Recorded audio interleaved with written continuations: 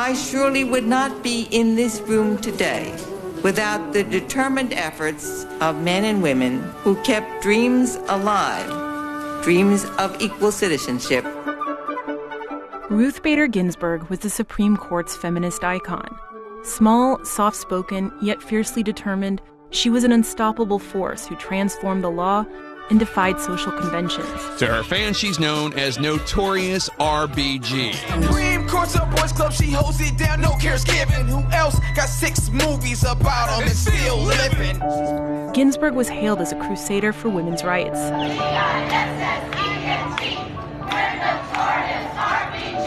But her legal legacy was even more sweeping. The project she brought to the Supreme Court, first as a leading women's rights lawyer of her day, and then as a justice for all those years, I actually think has been kind of misunderstood. She had a really radical project to erase the functional difference between men and women in society. She wanted to make it clear that there should be no such thing as women's work and men's work. Mr. Chief Justice, and may it please the court. In fact, in many of the landmark cases Ginsburg argued before the Supreme Court as a young lawyer for the ACLU, her clients were often men.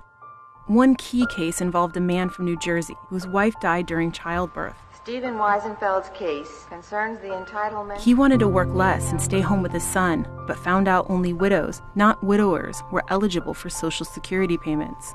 Ruth Ginsburg went to court on his behalf and said that law, that distinction between mothers and fathers, incorporates a stereotyped assumption of what women do and what men do in the family and is unconstitutional. Laws of this quality help to keep women not on a pedestal, but in a cage. She won. And that was the kind of case that she brought, and it was really very significant in the march toward the court establishing a jurisprudence of sex equality.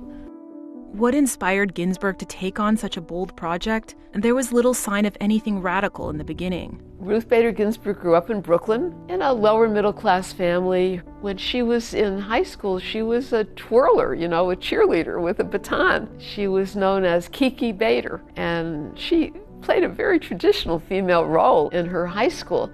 Ginsburg's mother, who'd been a star student until she was forced to drop out of school to put her brother through college, had big ambitions for her daughter. But the day before Ruth's high school graduation, her mother died of cancer. It was that shattering loss, Ginsburg said many years later, that instilled in her the determination to live a life her mother could have only dreamed about. I pray that I may be all that she would have been had she lived in an age when women could aspire and achieve, and daughters are cherished as much as sons. The other pivotal turn in Ginsburg's path came during college. She earned a scholarship to Cornell, where she met a jovial sophomore who became the love of her life. He was the first boy I ever knew who cared that I had a brain. Theirs was not a typical 1950s marriage, but an equal partnership. Her husband, Marty, was a fabulous cook, and she was a terrible cook, and Marty did all the cooking. In the historic Harvard yard, you'll see your classmates, men from every section of the country. A year after Marty enrolled at Harvard Law School, Ruth followed, one of only 9 women in a class of more than 550, with a new baby girl in tow. During their time in law school, Marty became very sick. He had cancer. And she basically took all the notes for him and made it possible for him to graduate on time while, in fact, raising their baby and being a law student herself. Marty recovered, and their relationship was very central to her work and her understanding of how it was possible to organize society. This understanding turned into a mission after law school, when Ginsburg took on a legal study in Sweden, where feminism was on the rise. Sweden, where everything and everyone works. Swedish women weren't choosing between careers and family, and they inspired the young lawyer. When Ginsburg returned to the U.S., she launched what would become her radical project. As a law professor and leader of the ACLU Women's Rights Project, she took on groundbreaking cases to build constitutional protections against gender discrimination. There was a lot of speculation about why a lawyer hailed as the Thurgood Marshall of women's rights was representing so many men. People looking back on that have thought, well, she was kind of trying to sweet-talk the court. She was trying to give the court cases and plaintiffs that wouldn't get those 9 old guys very upset and kind of, sneak in a doctrine of sex discrimination. And actually, that's not accurate. She happened to have male clients because they were making claims that more traditionally were women's claims. And she wanted to just shake up the preconceived notions when it came to raising families and providing for them and working in the economy. Everybody should be on an equal footing. The legal crusade quickly unleashed profound changes in the law and daily life. But Ginsburg's own rise to the federal bench took decades, and a lot of lobbying by her husband, a prominent tax attorney with key old boys club connections. After getting passed over 3 times, President Carter nominated Ginsburg to be a federal judge in 1980. The framers had in mind as the way to protect individual rights and liberty. People were surprised that the ACLU activist turned out to be a very moderate judge, a centrist who often sided with conservatives, praised judicial restraint, and slammed Roe v. Wade for going too far, too fast. I am proud to nominate for Associate Justice of the Supreme Court, Judge Ruth Bader Ginsburg. Some feminist leaders were concerned when President Clinton tapped Ginsburg for the High Court. She will be able to be a force for consensus building on the Supreme Court. But Justice Ginsburg quickly pleased supporters and skeptics alike with her opinions in landmark cases like the Virginia Military Academy. May it please the Court. VMI, the Virginia Military Institute, was established by the Commonwealth of Virginia in 1839.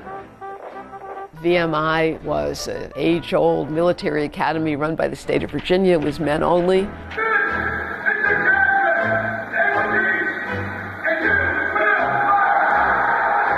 It emphasizes competition. It emphasizes standing up to stress. It emphasizes the development of strong character in the face of adversity. The question was, did it violate the Constitution to bar women from this school that was entree into the political establishment of the state of Virginia? Justice Ginsburg believed that omitting women was a constitutional violation, and she ultimately convinced all but one justice, Scalia, to take her position. The opinion of the court in 2 cases, United States against Virginia, will be announced by Justice Ginsburg. State actors may not close entrance gates based on fixed notions concerning the roles and abilities of males and females. So women will now be walking on the campus at the Virginia Military Institute. I think she would say it was the case she was happiest about in her tenure on the court. VMI superintendent promises that female cadets will be treated the same as male cadets. She used an analysis that increased the level of scrutiny that courts in the future have to give to claims of sex discrimination. I think she found that an extremely satisfying outcome. Ginsburg's opinions helped solidify the constitutional protections she'd fought so hard to establish decades earlier. And her grit helped keep her on the bench through colon cancer, pancreatic cancer, and the death of her beloved partner. Justice Ginsburg, even though her husband died yesterday after a battle with cancer, was on the bench.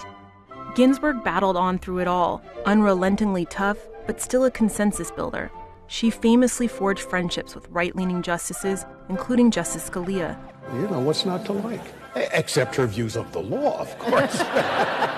Their shared love for opera actually inspired a composer to write a new one about them. We are different.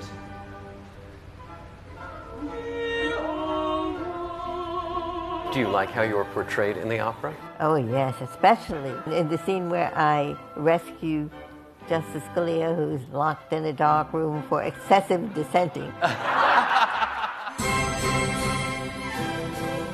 But in her later years, as the court moved to the right, Ginsburg grew bolder in her dissents. She was not in a position to control the outcome of events, but she was in a position to stake her claim for what the outcome should have been. And she was very strategic and very powerful in using that opportunity. The opportunity that made her into a rock star came in 2013, when the court struck down a key part of the Voting Rights Act. Ginsburg wrote a lengthy, scathing dissent. She was pretty candid in her displeasure with the court's decision. Hubris, pride, is a fit word for today's demolition of the Voting Rights Act. Ginsburg's fiery dissent inspired law students to lay her words to a beat and turn the 80-year-old justice into the notorious RBG. Now I'm in the limelight because I decide right. Quarters move right, but my dissents get sights. Suddenly, Ginsburg went viral. Children's books to bumper stickers, Halloween costumes to a Hollywood biopic. What did you say your name was? Ruth Bader Ginsburg. Even her fitness trainer was a sensation. Justice is blind, but you know man meat when you see it. When asked about retirement plans, Ginsburg balked. There was a senator who announced with great glee that I was going to be dead within 6 months. That senator, whose name I've forgotten, is now himself dead. Ginsburg's stardom only grew after she criticized then-candidate Donald Trump during the 2016 presidential race. Ginsburg said, "I can't imagine what the country would be with Donald Trump as our president." Ginsburg apologized for her remarks, but instead of retreating, she was emboldened. As a great man once said that the true symbol of the United States is not the bald eagle, it is the pendulum. And when the pendulum swings too far in one direction, it will go back. Notorious RBG became a badge of the Trump resistance, and keeping her on the bench became part of the cause. Health scare for Supreme Court Justice Ruth Bader Ginsburg. News tonight about the health scare for Supreme Court Justice Ruth Bader Ginsburg. She was hospitalized. And those ribs you busted? Almost repaired. After all the spills, surgeries, and bouts with cancer, what was it that kept her going? Ginsburg said it was her job on the bench, which she still found exhilarating. But perhaps most of all, it was her radical project, which Ginsburg said was still far from complete. People ask me, when would you be satisfied with the number of women on the court? When there are 9.